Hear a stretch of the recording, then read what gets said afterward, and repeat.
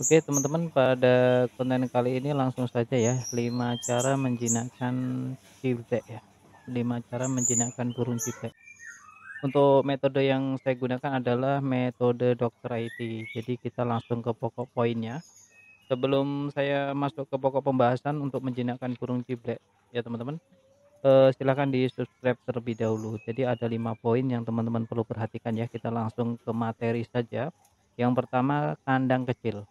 Jadi kalau untuk burung, ciblek yang ingin jinak, teman-teman pastikan kandangnya kecil ya. Ini saya ambil poin-poinnya dulu biar lebih singkat, barangkali teman-teman sedang menunggu ya, sedang membutuhkan secepat mungkin, maka saya akan memberikan secepat mungkin. Satu, kandang kecil, kedua, dimandikan, ketiga, kasih makan dengan tangan, dan keempat, terapi lapar, yang kelima, taruh di bawah. Jadi untuk penempatan di bawah itu yang kelima. Nah, untuk sekarang masuk ke pokok pembahasan. Tadi mulai dari satu dulu, ya ini kandang kecil.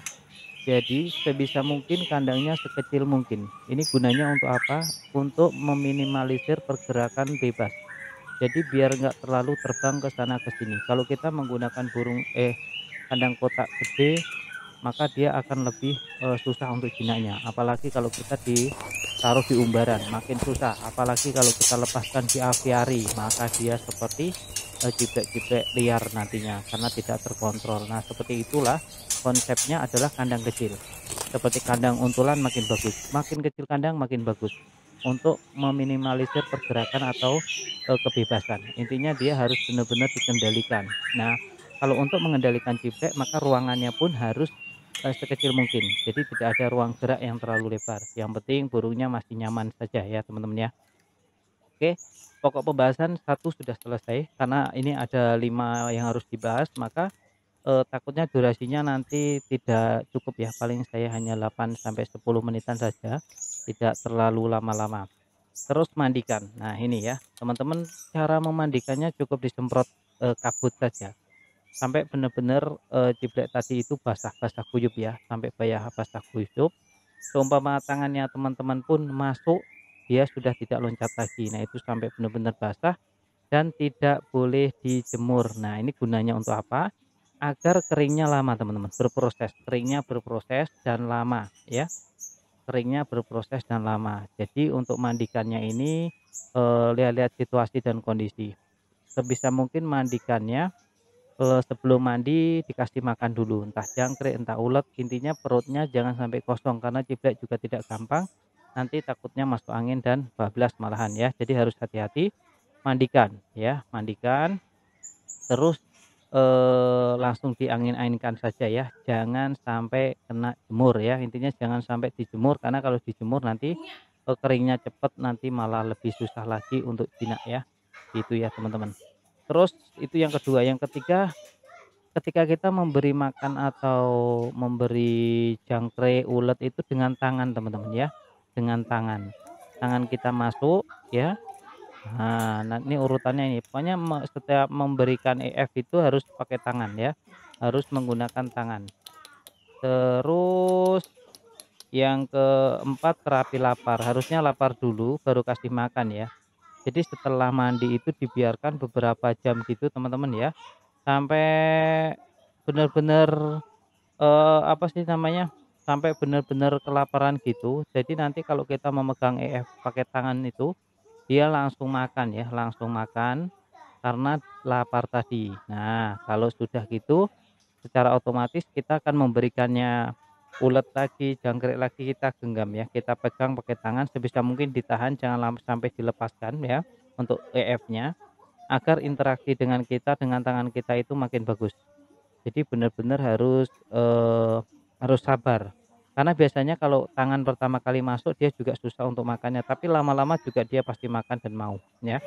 Kalau untuk pertama mungkin susah ya kita langsung kasihin nggak apa-apa ya, nggak harus dipegang lama-lama. Tapi kalau untuk kedua, ketiga nanti setelah dia mau, mato EF di tangan kita ya, kita genggam, mungkin bisalah kita tahan, kita coba untuk, berjeda ya, agak ditahan selama mungkin agar jangkriknya tidak lekas diambil oleh jibrek tadi, Itu terapi lapar, kalau udah terapi lapar kasih makan tadi ya, makan wajib menggunakan tangan ya.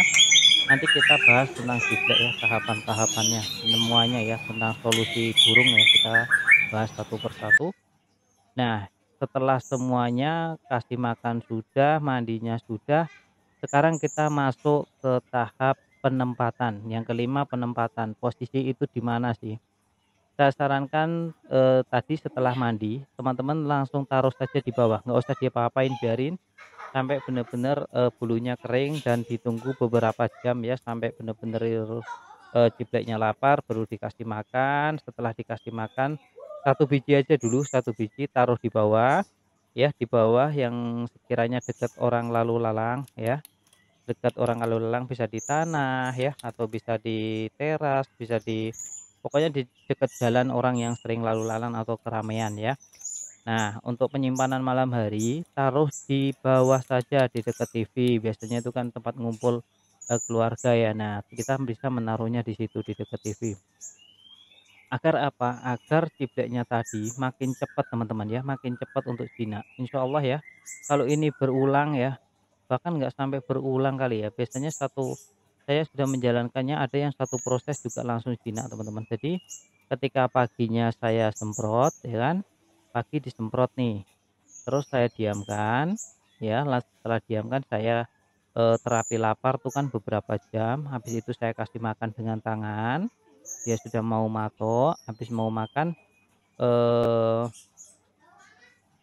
kita ini teman-teman, kita tempatkan di tempat yang ramai, ya. Kalau malam hari tetap saya masukkan ke dalam rumah dan saya taruh di dekat TV ya, dekat kita ngumpul-ngumpul sama keluarga. Jadi untuk lalu lalang itu cenderung lebih cepat untuk membuat, jiplak tadi kondusif ya, teman-teman. Jadi itu ya untuk step-stepnya. Nah, kalau teman-teman sekali masih, eee, terbang ke, sangkar kanan kiri, nah teman-teman mungkin nanti bisa coba lagi berulang ya di kemudian hari nanti. Jangan lupa subscribe dulu channel ini karena nextnya ada konten mengenai cara menggacorkan jiplek juga teman-teman. Jadi nanti kita juga ada tahapan pelajarannya ya.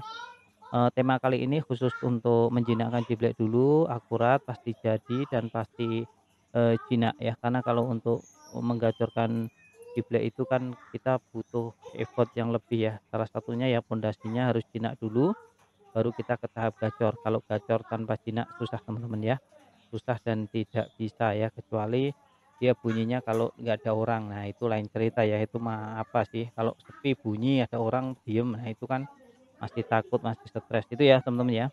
Terima kasih ya untuk sudah pada menyaksikan sampai video ini berakhir. Saya ucapkan banyak-banyak terima kasih, mudah-mudahan teman-teman yang sedang menjinakkan, jipleknya sedang berproses, diberi kelancaran ya. Mudah-mudahan juga jipleknya gacor ya, heeh, bisa menjadi andalan. Terima kasih sudah mampir di channel Dokter IT Bird Farm ya teman-teman, untuk, cara menjinakkan jiplek dengan 5 metode yang kita gunakan.